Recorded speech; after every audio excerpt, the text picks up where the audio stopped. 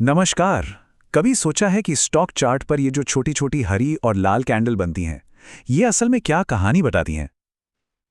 आज हम एक ऐसे ही पैटर्न को समझने वाले हैं जो मार्केट की साइकोलॉजी को पढ़ने की एक चाबी हो सकता है। इसे कहते हैं इनसाइड बार। चलिए देखते हैं कि इसके अंदर क्या राज छिपा है।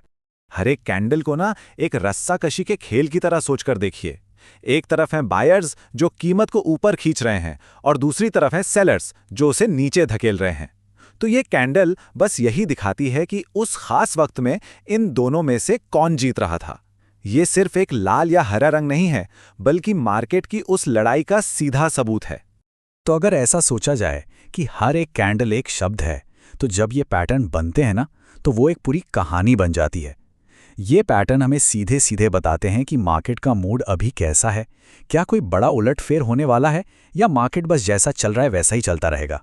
सीधे शब्दों में कहें तो ये पैटर्न हमें दो ही बातें बताते हैं। या तो सावधान, यू टर्न आने वाला है, जिसे हम रिवर्सल कहते हैं, या फिर सब ठीक है, इसी रास्ते पर आगे बढ़ते रहो, जिसे कंटिन्यूएशन कहा जाता है। और पता है सबसे मजेदार बात क्या है? हमारा जो इनसाइड बार पैटर्न है ना, वो ये दोनों काम कर सकता है। तो चलिए अब फोकस करते हैं हमारे आज के स्टार पर, इनसाइड बार। आखिर ये दिखता कैसा है, चार्ट पर इसे पहचानेंगे कैसे, और सबसे जरूरी, ये हमें मार्केट के बारे में क्या बताने की कोशिश कर रहा है। इस पैटर्न की खूबसूरती इसकी सादगी में है। बस कल्पना कीजिए, एक बड़ी सी मदर कैंडल है और उसके ठीक बाद एक छोटी सी बेबी कैंडल जो पूरी तरह से उस मदर कैंडल के हाई और लो के बीच में फंसी हुई है। ये पैटर्न जानते हैं कैसा है? जैसे मार्केट एक छोटा सा ब्रेक ले रहा हो, एक लंबी दौड़ से पहले गहरी सांस ले रहा हो। ये एक पल का ठहराव है, एक कंफ्यूजन का मूवमेंट है। इससे कोई फर्क नहीं पड़ता कि मार्केट तेजी से ऊपर जा रहा है या तेजी से नीचे गिर रहा है। इनसाइड बार का जो बेसिक स्ट्रक्चर है वो बिल्कुल सेम रहता है। हमेशा एक बड़ी कैंडल और उसके अंदर एक छोटी कैंडल। ये एक यूनिवर्सल साइन है कि मार्केट अब अपनी अगली बड़ी मूव के लिए तैयार हो रहा है। अब देखिए, जो बेबी कैंडल है ना, वो छोटी हो, बड़ी हो, लाल हो या हरी, कोई फर्क नहीं पड़ता। बस एक शर्त है, जब तक वो अपनी मदर कैंडल की रेंज के अंदर उसकी गोद में है, तब तक एक वैलिड इनसाइड बार है। मेन पॉइंट ये है कि ये एक ठहराव का सिग्नल दे रही है। मार्केट इस वक्त सोच रहा है कि अब आगे करना क्या है। अच्छा, तो पैटर्न को पहचानना तो आधी लड़ाई जीतने जैसा है, लेकिन असली चैलेंज तो तब शुरू होता है जब उस पर सही तरीके से ट्रेड करना हो। यहां तुक्केबाजी से काम बिल्कुल नहीं चलता। हमें चाहिए एक सॉलिड, डिसिप्लिन्ड प्लान। तो चलिए अब उन नियमों को देखते हैं जो इस स्ट्रैटेजी को कामयाब बना सकते हैं। कि ये 5 नियम, ये इस पूरी ट्रेडिंग स्ट्रैटेजी की नींव है। इन्हें बिल्कुल एक पायलट की प्री फ्लाइट चेकलिस्ट की तरह समझिए। देखिए, सही टाइम फ्रेम से हमें मार्केट की क्लियर पिक्चर मिलती है। एक साफ ट्रेंड ये कंफर्म करता है कि हम मार्केट के फ्लो के साथ जा रहे हैं, उसके खिलाफ नहीं।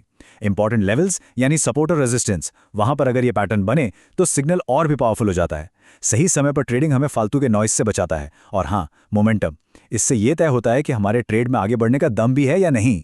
ओके, तो हमारी चेकलिस्ट अब तैयार है, सब कुछ चेक हो गया। पर अब असली सवाल आता है कि एक्शन कब लेना है, वो एकदम सही मोमेंट कौन सा है जब हमें ट्रेड में एंटर करना है। चलिए इस एंट्री के परफेक्ट सिग्नल को अब समझते हैं।